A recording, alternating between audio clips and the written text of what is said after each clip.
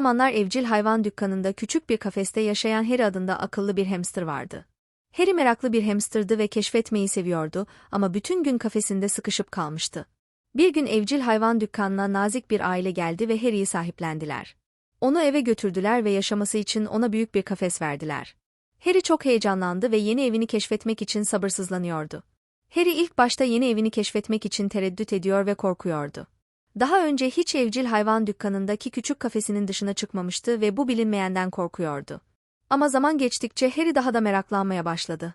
Harry sonunda çıkıp odayı keşfetmeye başladı. Oyuncaklar, kitaplar ve hatta kartondan yapılmış küçük bir ev gibi her türlü ilginç şeyle karşılaştı ve onları keşfederken mutlu oldu. Harry yine odayı keşfetmeye devam ettiği bir gün, ilginç bir kapıyla karşılaştı. Bu kapı sanki Harry için yapılmış, küçük, üzerinde ilginç işaretler bulunan bir kapıydı. Kapıyı açmaktan ne kadar korkmuş olsa da, keşfetme dürtüsüne karşı koyamadı. Kapıyı açıp karşısında duran ışığa doğru ilerledi. Gözlerini kamaştıran bu ışığın etkisi geçtiğinde gözlerine inanamadı, kendini güzel, kuşların cıvıldadığı, hayvanların koşuşturduğu bir ormanın içinde buldu. Harry etrafındaki tüm görüntü, seslerden ve canlılardan dolayı hayrete düşmüştü. Daha önce hiç görmediği ağaçları, çiçekleri ve hayvanları gördü. Harry ormanı keşfederken, istediği yere gitmekte özgür olduğunu fark etti. Artık kafesinde kalmasına gerek yoktu. Yeni keşfettiği özgürlüğün tadını çıkararak koştu ve oynadı. Vakit o kadar hızlı geçmişti, Harry güneşin batmaya başladığını ve kaybolduğunu yeni fark etmişti.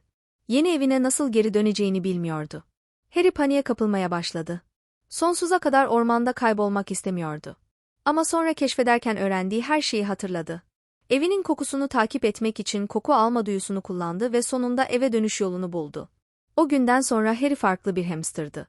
Keşfetmeyi hala seviyordu ama daha dikkatliydi ve eve nasıl döneceğini bildiğinden her zaman emin oluyordu.